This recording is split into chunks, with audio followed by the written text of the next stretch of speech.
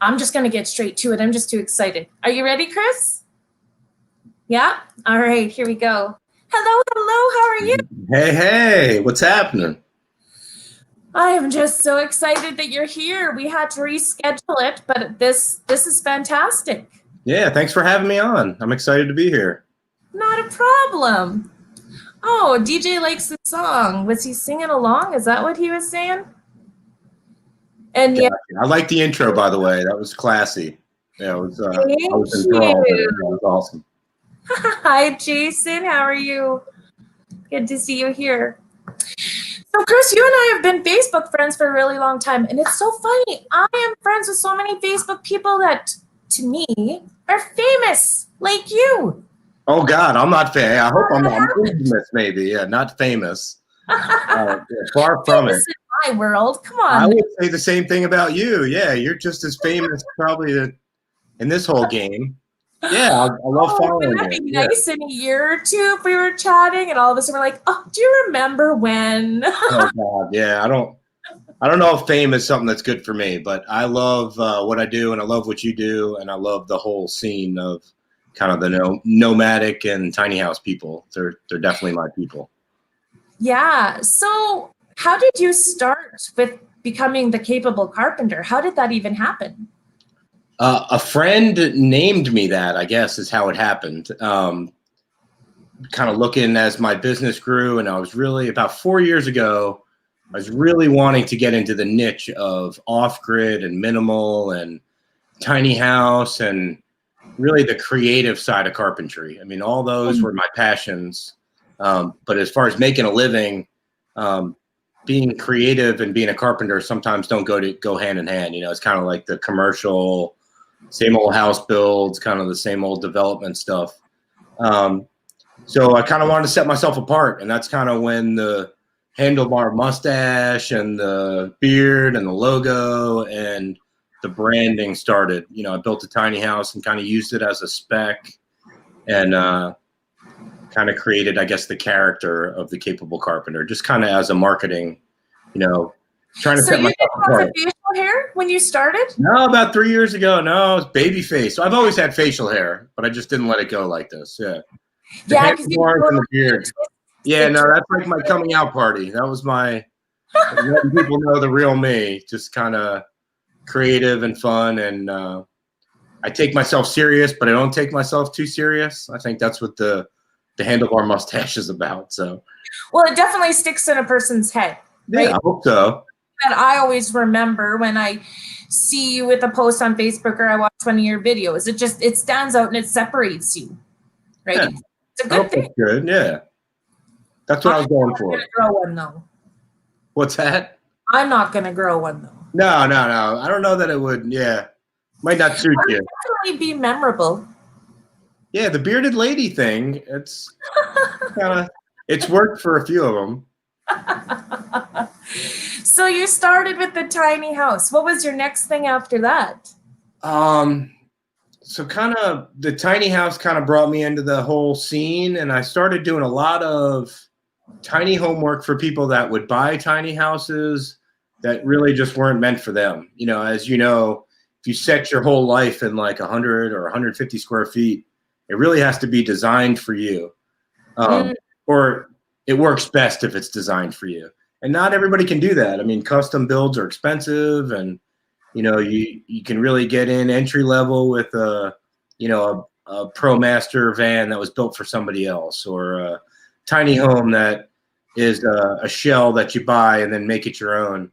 And that's kind of where I came into that. I started getting a lot of calls for people that were kind of living the lifestyle, but they had bought a used van and they needed some upgrades, or they bought a tiny house that wasn't built for off-grid and they needed it retrofitted for off-grid. So a lot of my work kind of came after that tiny house, and learning a lot kind of about that scene, but then really advertising and really going after any alternative living type builds. So vans and school buses and people like you and me, nomads and minimalists and tiny house people. Anything involved with those type people, I want to be involved with. Yeah. So, kind of how it grew, though. You talk the talk, you walk the walk. Like, you just did your own personal conversion. Did you want to talk about that? Sure, yeah. We just moved into a 20-foot camper, just a tag-along camper. My family and I bought, hey, Crafting Mojo. We just bought 13 acres in the mountains of North Carolina, and we're living in the eastern part of the state. So a few months ago, I traded some labor on a treehouse build for a salvaged camper, and I retrofitted it so that we could live in it. Kind of add a little bunk for one of my sons, and the penalty box. I love the penalty box. Yeah, he's Leo. Cool. I have 3 sons, and Leo is my middle boy, and he is all me. They're all boys, but he's got my heart because he's just an animal. He's just all over the road. So we call it the penalty box, but he loves being in there. There's no penalties involved in it. It's just kind of a fun. I want to get up in there. It's just like a little fort, you know. He's got everything he needs in there, and it's his own place. Even though we're in 120 square feet, you know, he can drop the ladder down and get in there and kind of shut us off and do his thing, because that's important for a kid, you know. I actually thought maybe he was a big hockey fan or something too. Oh yeah, I forgot. Yeah, I'm talking to a Canadian. Yeah, we are hockey fans. I'm a Rangers fan actually, but he's a little young for that. He's just getting into skating, but it was just kind of fun when I built it because it is a plywood box, and it just made sense for the kid that he is to call it that. You know, it's certainly not. We don't really do penalties. Sometimes we got to redirect the boys, but we try to do more celebrating than punishing. So. Yeah, no, I didn't get punishment out of that at all when I watched. Oh, I did. Yeah, I got punishment. And I deserved it, I'm sure, but. Audio is much better this evening. I know, right? I heard about that. Yeah, sorry about that. It happens, though. That's the cool thing about lives. Channels like ours. Yeah, always learning. So right now, well, hey, I should go back. We had a question. Someone had a question for you already. And where would you put a tiny home? Like, where would I put a tiny home? Huh? Is the question, where would I put a tiny home? Yeah. So I guess I'll start by saying, when I say tiny home, I mean kind of anything minimal. So a lot of times that's on a foundation. It could be in a tree. You know, you live in a tiny home. School buses are tiny homes. So a lot of times when people say that, they're talking about the ones on wheels. And here in North Carolina, it's kind of like an RV where it's illegal to live on your land in a camper or a tiny home if it is the only standalone structure. And things are changing with that. But a lot of my customers, when it comes to tiny homes like you're talking about, are rentals. So they're Airbnb kind of experiences, or they're a family that wants to build one and possibly move it somewhere and use it for a vacation home, or put it in their backyard and rent it to somebody by the month, or a granny house kind of Airbnb, type experience. So they can be put anywhere because they're on wheels, but it's where it can be legally for you to live is kind of the issue that as a community they're working on, and we are working on nationwide. But there's just kind of loopholes you got to jump through if you're trying to live tiny full time. It's either, you know, campground, or somebody as like a host family having property with a legal home on it that you're either renting out or using for something else, and then your tiny house is there. So, hey, Aaron, what's the craziest thing I've ever made? Yeah. The craziest thing I've ever made. I was talking about this yesterday. I don't know if it's the craziest. It's probably the most fun and probably the most unconventional, but I did an entire basement out of pallets. And it was pallets and salvage. It was real close to a Marine base, and the owner was a retired master gunnery sergeant. And he found out that all these bases have like huge piles on them that are free to anybody that wants to come rip them apart. So that's what we did. We loaded like 5 or 6 trucks of mostly pallets. He broke them apart for like 40 or 50 hours. And then I just redid his entire basement. Kind of looks like a speakeasy, just kind of underground, hidden doors and hiding places. But it was all out of junk. Wow. That's kind of the coolest, the most fun. Ma'am? Do you have a video of that one? I don't have a video on my channel of that. There's a bunch on my website of that one. That was a few years ago. That was actually, I met that couple at the first show I took my tiny house to in Pink Hill, North Carolina. And it was soon after that. Just a really creative, really fun couple that love tiny homes. And that was just a really cool opportunity to do something fun for them that was all about reuse, reused light, electric insulators for lights and pallet wood, and ripped out their old bar and kind of touched it up and painted it and moved it. And just a fun but really challenging job. Yeah. Boiled linseed oil versus all other treatments. Oh man. So I'll be honest, finishings are not my thing. I like mineral oil. I like I think what you're getting at, I like mineral oil. When I do fine woodworking, it's usually like pizza peels and cutting boards and butcher's block. So I just keep it simple, answering your question. Yeah. Tara Dunn, oh my goodness. That's my buddy right there. Tara Dunn is a nut. She's a great nut. She is on my hero list. Look, she's can't wait for my Airstream makeover. She just bought an Airstream, and it's been on my Instagram and Facebook. And we're going to redo that thing for you, Tara. It's a really sweet machine, and that is going to be a rental. But Tara is on my hero list because she has Taradise in her backyard. And I just did a video of that not too long ago. But she has a tiny house. She has this really cool backyard oasis with a bathhouse that she built herself out of all reclaimed and materials that she traded her framing work for. She doesn't like to wear clothes, which is really cool lady, but just in her backyard. I mean, not when I'm around, but she's got all over the place, like beware, make yourself known. Just a really awesome lady, though. She's on my hero list. She just a really talented lady, but has a really fun backyard. And so you guys are going to work on her Airstream together?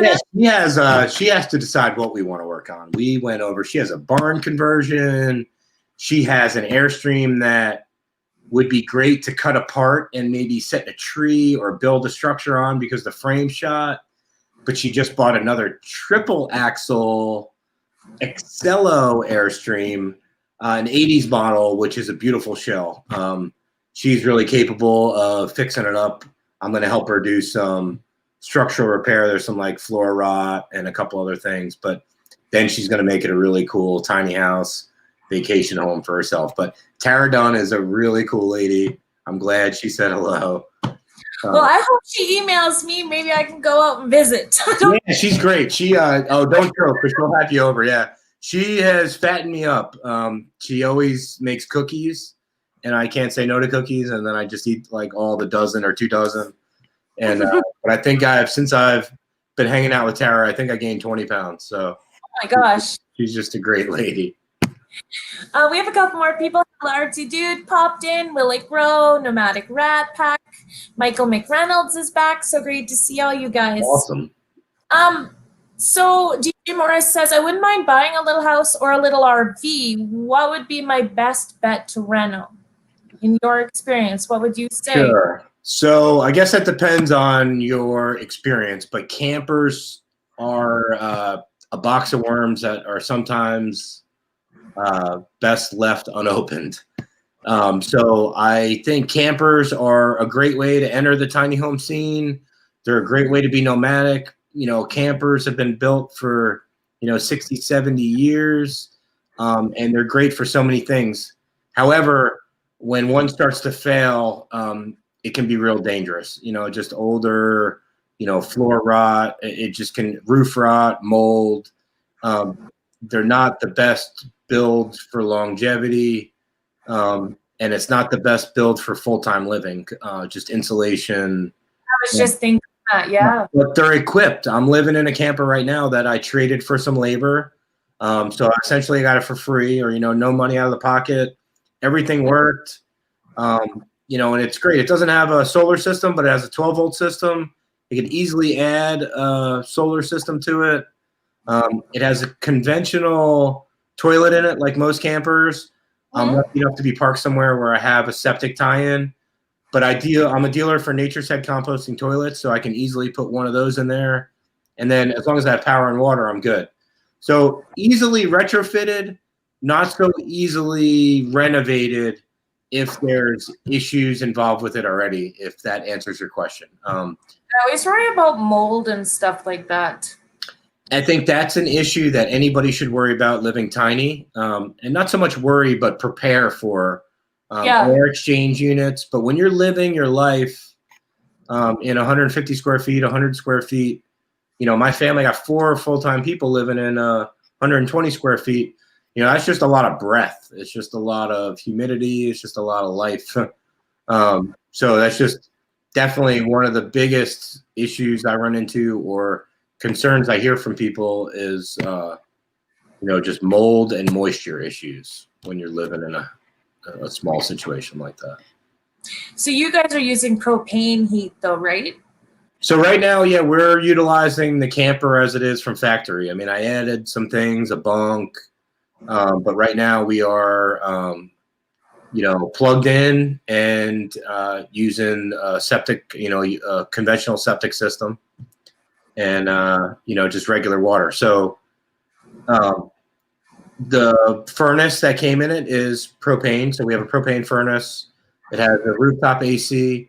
Some campers have the split unit, so they'll have electric, heat and AC, and a furnace. But yeah, our furnace is doing fine now. We're in the North Carolina mountains. It's not Saskatchewan. It's not British Columbia. You know, that's another thing for campers you got to worry about, and really any tiny house or modular mobile home. You know, water freezing, and also just bleeding heat. You know, if you're up in there, you're bleeding heat. If it's 1.5 inches of insulation, you're bleeding heat. So it's just things to prepare for. Tiny houses, if they're built well or insulated well, there's lots of ways of underpinning, hay bales. You know, if you're not on the road 24/7, you can set up your place, you know, to be more efficient where it sits. But yeah, I'm okay with campers. You know, some people say a tiny house or a camper isn't a tiny house, or some tiny house folks have a big resentment for campers. I think they serve a great purpose. I think it's just certain things to be aware of, especially if you're going to full time. Well, and there's challenges with everything, right? It's just a person needs to be well informed when they're making that decision. Sure. Yeah. Absolutely. I mean, I have insulation already in my ambulance, but it is not adequate at all. So I've been slowly adding more in. Sure. Hoping it's going to make a difference. But if you had to choose a type of vehicle or van for yourself, what would you pick? Okay, so that's a hard question to answer, because where I start with every customer is usually like a letter or a long phone call, hearing all about their life and their needs and their situation as it relates to a vehicle or a tiny house. Because if I don't get that, then I really can't fit that into that small of a, you know, spot. So I love buses. Like, I'm dying to do a bus. I really want a bus for me. Converting for van lifers, I love ProMasters. ProMaster builds are fun. It's just a great squared off, good vehicle, fuel efficient, just a great van to live in and to build out. But there's just so many options out there, and those options just, you know, it depends on, it's not so much my taste, it's a customer's taste. It's, you know, are they full-time? Are they Northern California? Are they Southern Florida? You know, are they working out of it? Do they have children? There's just so much, just a question that really can't be answered. You know, it's not for you. Wasn't built for you. People hear that a lot. You know, people will shame homes and builds. And I tell people all the time, that's okay, because it wasn't built for you. You know, it was somebody trying to fit their life in a really small spot, and they did the best they could. And it probably worked for them, you know. But that's just a really important component to this whole deal is, you know, when you're cramming your life in a small amount of space when it wasn't specifically built for you or wasn't really intentionally built for you. It might be hard to make it work. Yeah. You know, even with my ambulance build, I'm always changing stuff, and I'm still because there was stuff I didn't think of. Sure. Right? Like when I was sitting in there and doing the live streams, my setup was terrible. And now, for example, the bed's such a big deal to me, but I officially want a bed that stays a bed. Yeah. I've tried all kinds of different things, and I first tried to create it the way I thought it was supposed to, right? Works for other people. Mm-hmm. And I'm realizing, yeah, no, I need to see what my needs are. And now I'm a lot happier. I think you hit the nail on the head there, because I do that with a lot of, especially van builds. People need to get in the space. You can design a van on paper, and there can be 100 layouts that you're like, I love that layout. Well, until you're in that space, and until, if you turn right to get the garlic instead of turn left, that van builds out. It's just, how you cook is different than everybody else. How you sleep is different than everybody else. How you work in that space. It's just really, and that's one of the reasons I love what I do, is the relational side of it. People are usually jacked about this. Sometimes, people get involved in tiny living, for other reasons that they're not so happy about. But for the most part, people are jacked about getting involved with this. But to hear that vision and to really get to know them and to help design a space that, helps them live efficiently, really excites me. But man, I say it a lot, like, give this a shot before we spend a week or materials, or, why don't you give this a shot, see how this works for you, get in the space, kind of live in there. And that just seems to work. I did the same thing with my workshop. My workshop's a ragged out camper I drug out of the woods, and I take it all over, but I built it out slowly. I had all my tools there, but I needed to know how I was going to work in that space. I'd never been in that space before. I'd never, been on the road with it. It took a year to really build out how I wanted it. And I still do things to it. I still add and change, and to make it efficient and to make it mine. It's not built for you. It's built for me. Yeah, it's the making it yours. Yeah, exactly. Yeah, I mean, there's art in there. I spray paint the wall when I want to. It's my workshop, and it's part of me. But that should be the same thing with a tiny home or a van or a schoolie. It's your home, but it needs to be really fine tuned. And sometimes you can't fine tune it until you just start playing. You need to start playing around, and then kind of those things will come as you go. So it's, you don't have to have a spot for everything. It's okay to have things on the floor to start off with, or some Rubbermaid bins, or whatever the case may be. You don't have to have that dream layout to start off with. You just have to get in there, get in that space, and then the rest the new experience will kind of come along. Function and then fabulous. Yeah. So Hello Artsy Dude has a question. It says, have you ever gotten involved with any step van remodel builds? He has an old Mac tool step van, and he's working on building it into a mobile art studio. Sweet. Well, step vans, not specifically, but the whole old tool van gets me jacked, because moving vans are something that just looks sexy to me for a tiny home. Just the side doors and the mom's attic, but still all that square footage. And also, like a Snap-on truck, a Mac Tools truck, because they're beasts. They have lift gates. Some of them have side doors with the steps built in. I mean, they're made to be efficient. They're made to carry weight. They're made to work out of. They're made to make sails out of.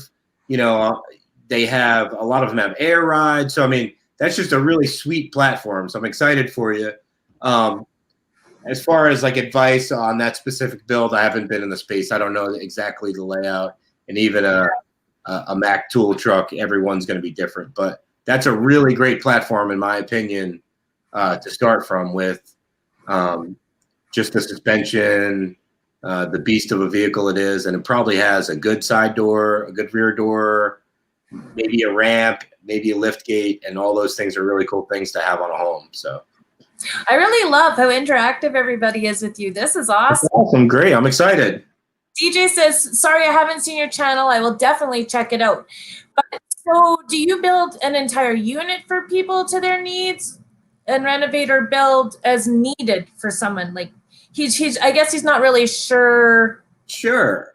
Absolutely. So I guess the answer is yes. I'm willing to do as little bit or as much as you need to help you get involved with tiny living. So there are families that want to do it themselves and they need somebody to consult on design or to help them frame. I'll do that. I'll do a turnkey build. I will help you renovate a ragged out camper. I'll help you get a ragged out camper to the point that you can build it out. I just love being involved in any process, any part of the process for families either going tiny, people going tiny, nomadic, and the whole rental part of it. That just really excites me, the whole Airbnb like experience and the creative side of things. And that's a little bit less with the, with what we're talking about with the people living the life. But that is a lot of my work, is the really fun, creative reuse, bring in new life to things like houseboats and grain bins and shipping containers and train cars and airplanes and all that. So that's the fun stuff. Tell them about the boat. Yeah, so we're starting a houseboat soon. It's a really successful Airbnb girl's business. She has a couple Airbnb rentals now, and she bought a houseboat, and it doesn't float, but it's a great hull, and the structure itself is kind of shot, so we're going to rip that apart and either build something pretty much exactly like it was, or maybe build it like an old paddle wheel looking, something really fun. So square footage wise, it'd be something like a tiny house, maybe 8 by 20. We don't have to worry about height. We're not going on the road.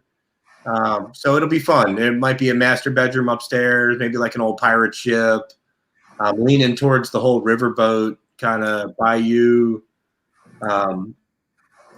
Just with the hull that's there, it works. Gangplank on the front and steps on either side of it. Just a fun Airbnb experience, but really push the part of that experience that I like is giving the people the opportunity to live tiny. So even if it's just a vacation, they're seeing, and it's a fun vacation, they get to see if their family can not kill each other in 150 square feet, or whatever the case may be. Or, somebody wants to do it for a week. And there's lots of other business models. But yeah, the houseboat is going to be a really fun one. Just working on that. And then my partner and I just bought 13 acres where we moved to. And we're going to do our own fun experience type rentals. There's an old tobacco barn there that I'm going to make a house for my family. And eventually that'll be a rental. My partner owns a bookmobile, a 1966 bookmobile that I've been working on for several months. That's going to be a fully off-grid RV tiny home. It's about a 20-foot box, but it's got full solar, composting toilet. It'll have a wood-burning stove in it. Just a really fun piece of history. It's got 20,000 original miles on it. It's like an old bread truck. The box is framed in oak. Just a really cool experience to stay in something like that. So that's what we're going for on our land, but that's the priority or the majority of my business. When it isn't somebody living in the home or going nomadic or tiny, it's somebody that's looking to do something fun and remodel something or renovate something as a fun rental, but geared towards tiny living, minimal people like us. You could have almost called yourself the creative carpenter. I could have, yeah. I didn't call myself anything. My buddy Eric, aka Sunshine, really helped kind of get my business started. And I'm not the techie guy. I'm not a smartphone. Looking at screens, sometimes I want to punch myself in the temple. But he's great with that. He helped get my website started and just kind of let him have at it. And that was his gifting, not mine. And I thought he did a great job. And it's a persona that I've got to live into. I mean, I like the alliteration, and I think it makes sense. It's fun. it's a fun persona, I guess, and good marketing. Yeah, definitely. I'm just going to address some of the chat quick. Yeah, under 100 to be 1K. Let's not even bring that up anymore. I keep losing. Oh, come on. We got to get you there. I need watch hours more than anything. Yeah, me too. I hear you. It's a hard thing, but it'll happen. Yeah. One video will go nuts. Yeah, Crafting Mojo said his dad used to rebuild cars, and it was a lot of hard work. And Nomadic Rat Pack says that they're trying to get their RV situation set up while he's still owning a home so that he can do work on it. I think that's a great idea. But we do have a question. Do you do a lot of the electrical or any of the electrical? Do you know a lot of? So I will. It has to make sense. I am not an electrician, but there's plenty that I can do. I've done lots of solar systems are relatively easy. But on my builds, I use my electrician. That's their gifting. I have enough work, and I'm blessed enough to be able to stick with my gifting and the stuff that I really love, so I can move on to, some design work or, swinging a hammer or somewhere else and let them handle their gifting.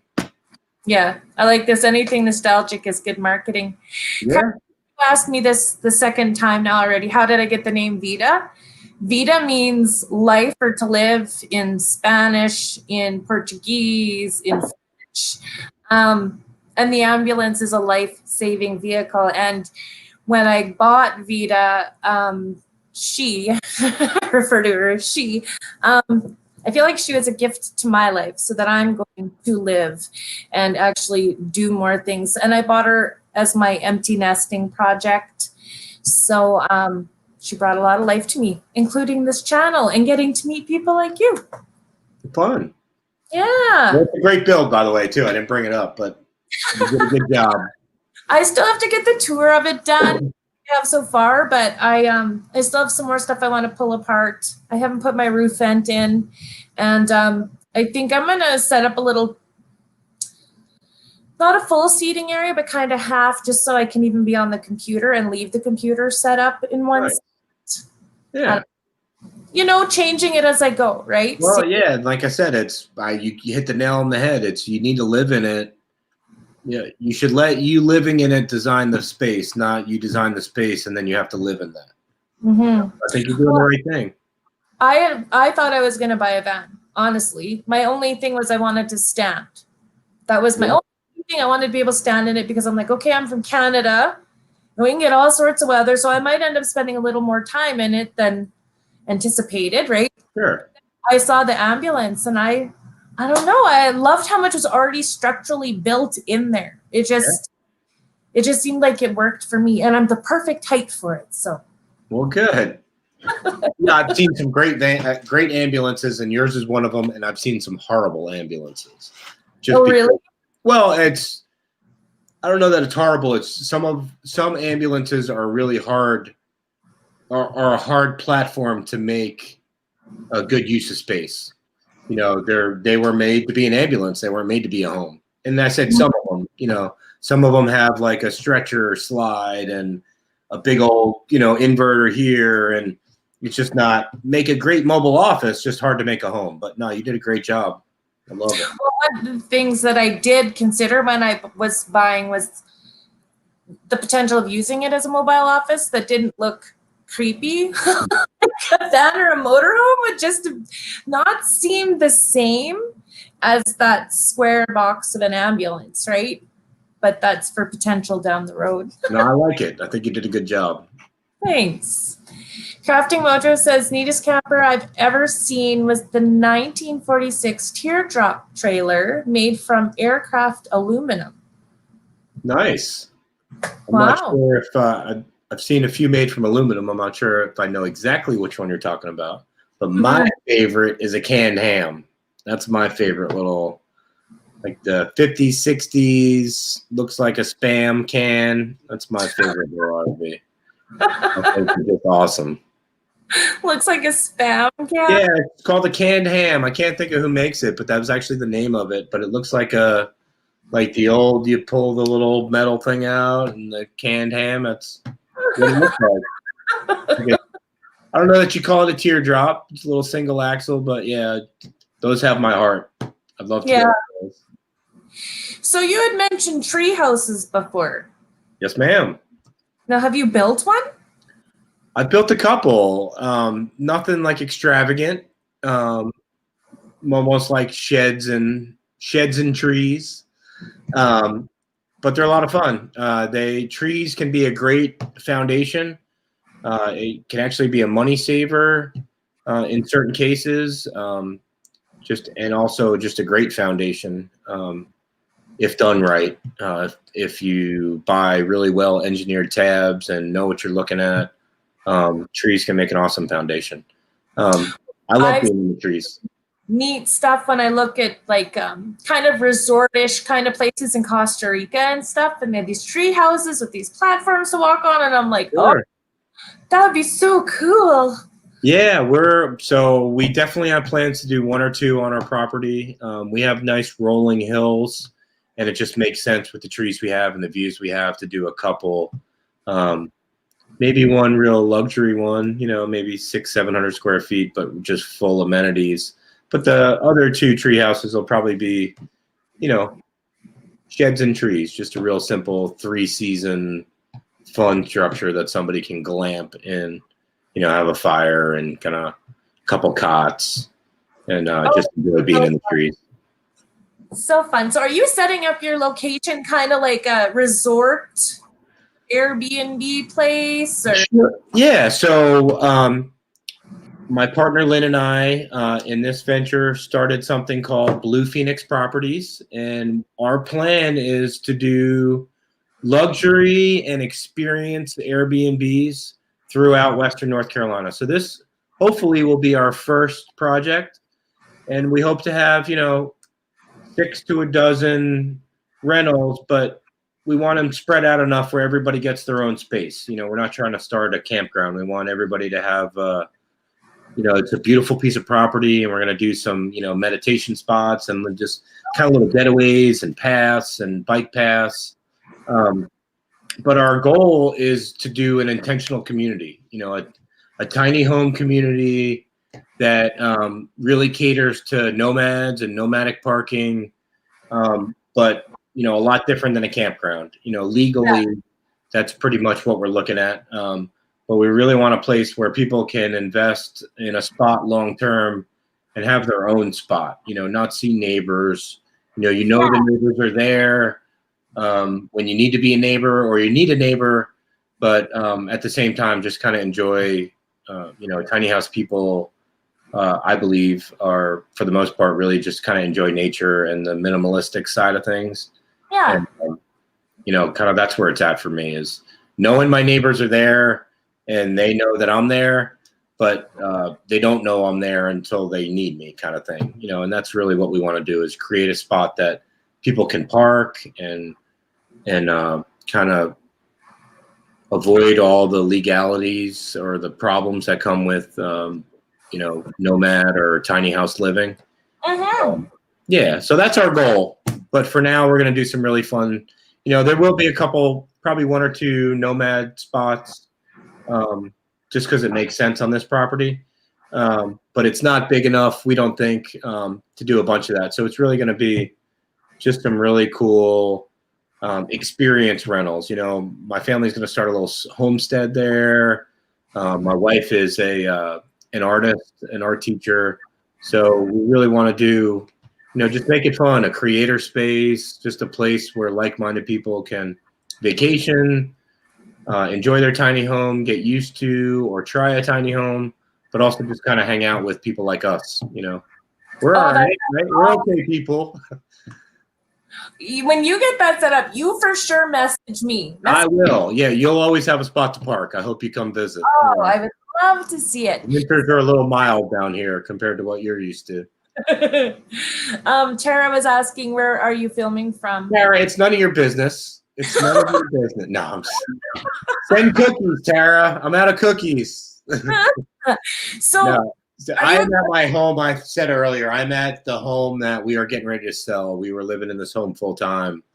It's in Eastern North Carolina, and I'm building a minimalist camp about an hour from here.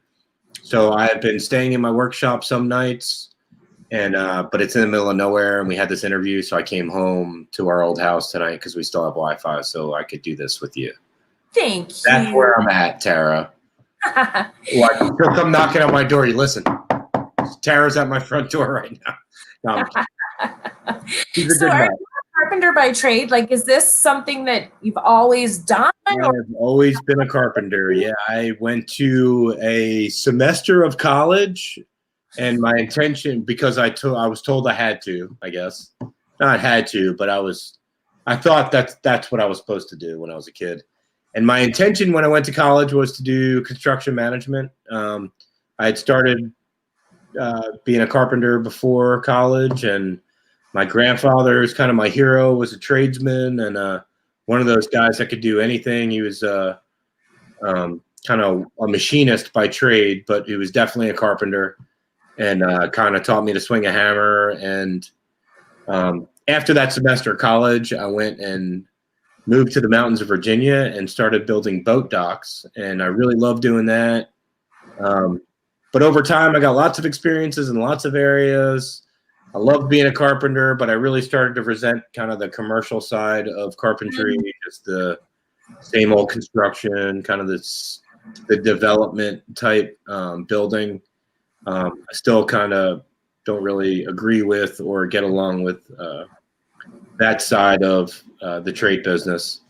But like I said, when I kind of did the tiny house, kind of got back to work.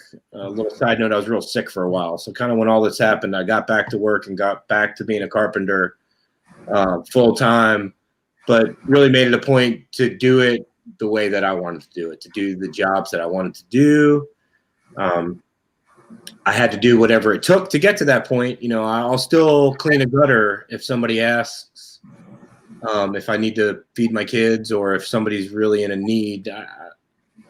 Yeah. Of course, I want to do just the fun stuff, but I'm willing to do whatever it takes. But I'm really lucky that my business has got to a point where it's really just the off the wall stuff. I have a lot of experience kind of making that work, and just the tiny and minimal creative side of being a carpenter. So it's really exciting to me to get to that point. It's a dream come true, really. That's awesome. To be just a carpenter, you know, in the eyes of the world, but to get to do all this fun stuff. So there's lots of just jobs that we have, right? Oh, I know. Yeah, it's funny for a lot of time, you know, for a long time, especially when I started doing the niche work, it was, oh, so you're a contractor. And I was like, no, I don't contract, you know, I'm a carpenter. You know, there's, in the eyes of the world, there's a big difference. You know, contractors hire me to swing a hammer, or guys like me. Just cutting out the middleman, I guess. Nothing wrong with contractors. I love a lot of them. I've been one. It's just where I'm at. Like I said, I like staying small time. I like really getting relational. I love a carpenter with flair. Thank you, Nomadic Rat Pack. Super you got grateful. a couple folks already today. Just yeah, super grateful. Yeah.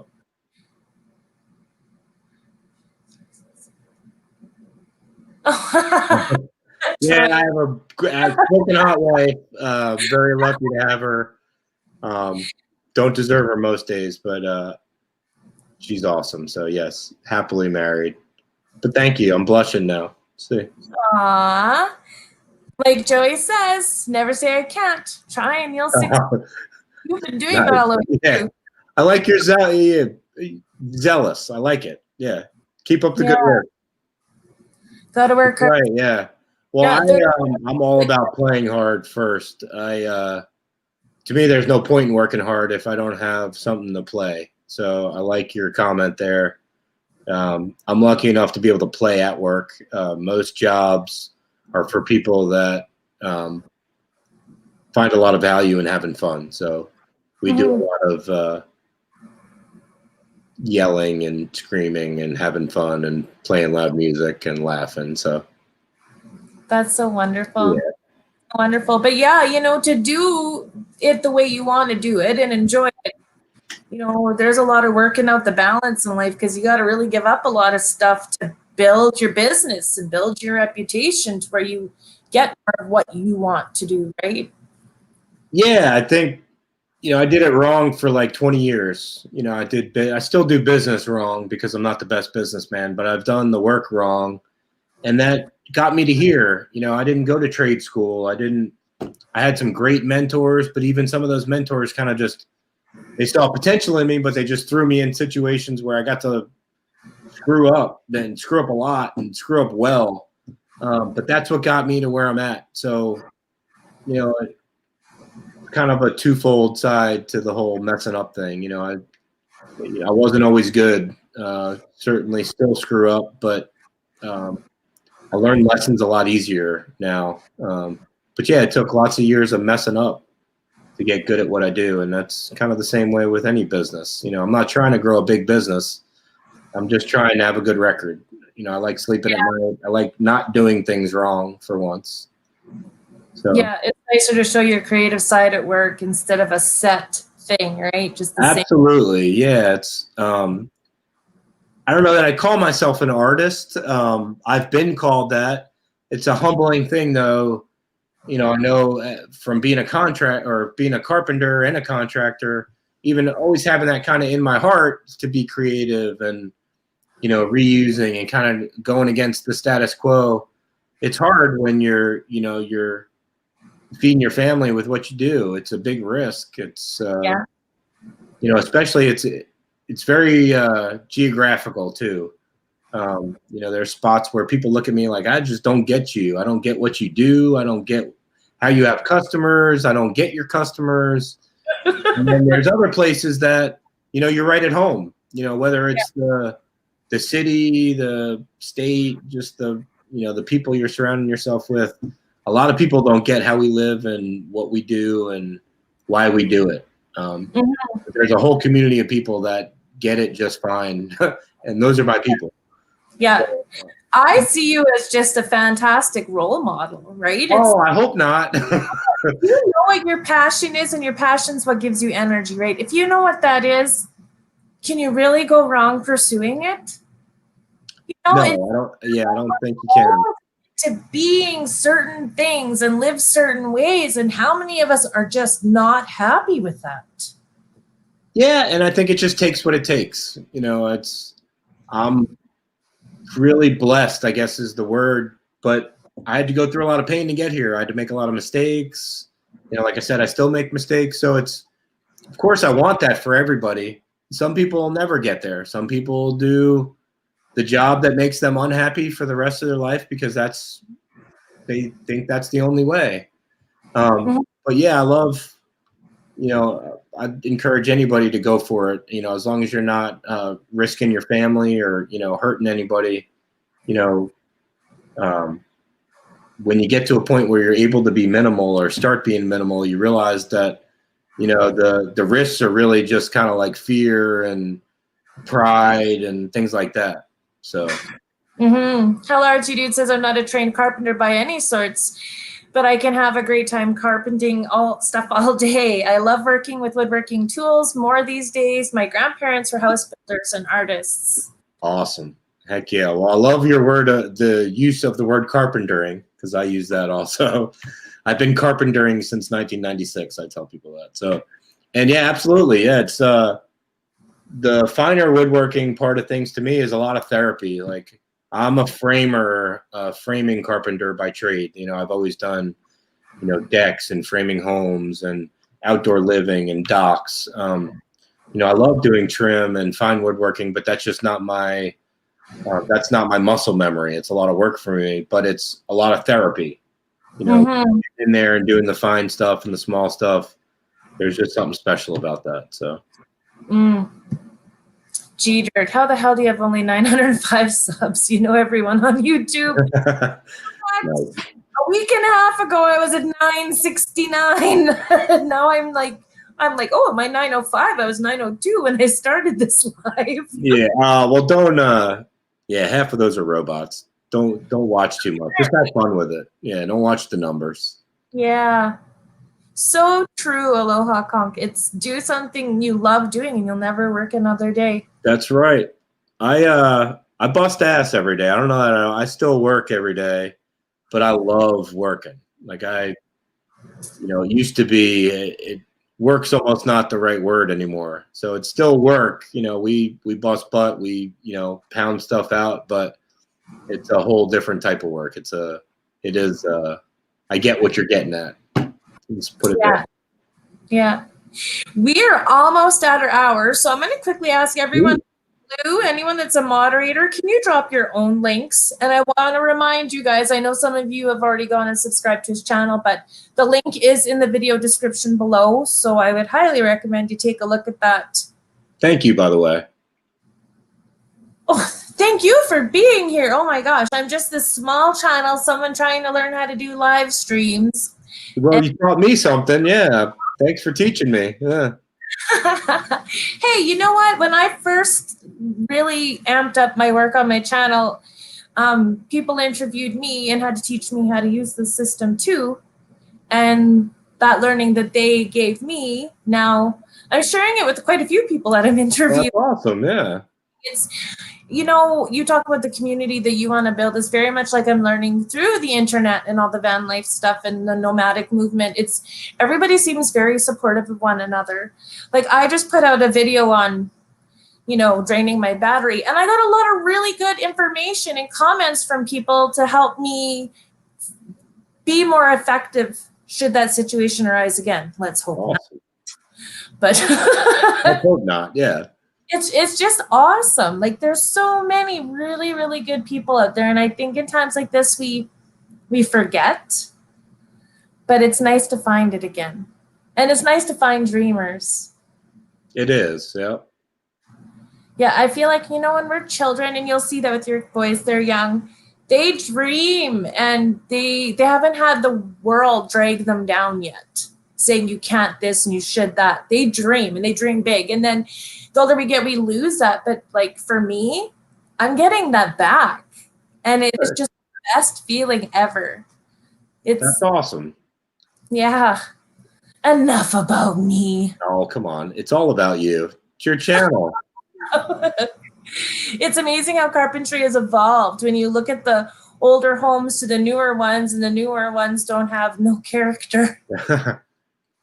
Yeah, I get it. Yeah, I love old homes, and that's something that has always been, it was probably my niche before the tiny home thing, and it gave me a lot of experience, was really digging into like 150-year-old homes that people just gave up on, just aside rotting or covered in a tarp or just kind of sat vacant for years. I have a huge passion for that, and that kind of led into or feeds into my other passions, just kind of saving things and reusing, and the way things used to be done are a lot different. The home was built for them. It was built by them in a lot of cases, by family, by the neighborhood, by the community, and just real intentional how it was built, how it was sourced, and built by hand, just a different ballgame. So I get that.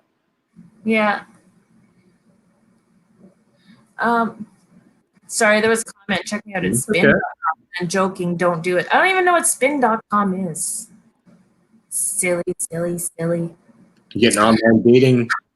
Huh? Online dating advice? Is that what you're getting? No, my God, no. Everybody that watches this channel knows that I'm fully living single, very intentionally single. There you go. My time, right? Nice. I got to figure out what I want when I want it. I don't have to consider anybody else. Good for you. That's what I keep telling myself. It'll come along when it needs to. Yeah. How do you feel about all these CNC wood cutting tools? How do I feel about them? I think they're great. I think they serve a great purpose. It's just a different trade. It's a computer operator. Even within woodworking, there's woodworkers, there's trim guys, there's cabinet makers, there's framers. So CNC operator is a trade. It's a craft. I mean, there's some amazing things that could be done with CNC machines. Any better or any worse? That's just not an opinion would even come up with. I mean, it's just a different, You know, some days I use the coolest, neatest, most innovative tools, and some days I use a sharpened chisel and go to town. Yeah. Both have their functions. You know, I'm not just a die-hard hand power tool kind of guy. But I see the value in a CNC operator as much as I see the value of a cabinet maker or a framer or a trim carpenter. It's just kind of a different application. There's a couple of people talking about finding newspapers as insulation in old homes. Have you come across that? I've found newspapers as rat's nests in old homes. I've never seen newspaper as insulation. I found lots of fun stuff, lots of dead animals. But anytime I found newspaper or magazines in the walls, it's been from a mouse or rat's nest. Oh. Yeah. Lots of different perspectives today. Yeah. I don't know if that helps with our factors, but yeah, no kidding, right? So if anybody has a last minute question to throw out there, that'd be great. In my family, I'm a social worker, but never tell anyone what aspect of that I work in, because we can work all over the place. Sure. My siblings are a mechanical insulator by trade. That's my brother, and my sister's an iron worker with all her welding tickets. So she's got nice trades. They're both Red Seal trades. That's great. Yeah, we all took a different route, but they both live so far away from me. I need each of them to come back and help me with the ambulance. Well, we need to get the ambulance rolling again. That's why we got it. Yes. Yeah, the thing's got wheels. Yeah. So it'll be nice to have them come and help. Well, I guess I'll wrap it up, and thank you, Chris, so much. Thanks for having me. It was a lot of fun. Yeah. I had a blast. Oh, what is this?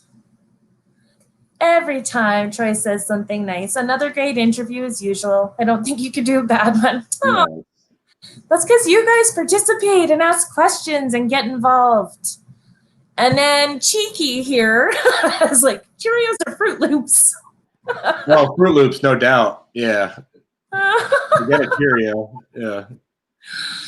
Okay, well, I will say goodnight. Thank you so much. And definitely get in touch with me when you guys get some of that stuff done on your property. I would love to see it. Absolutely. We'd love to have you down. Fantastic. Thank you.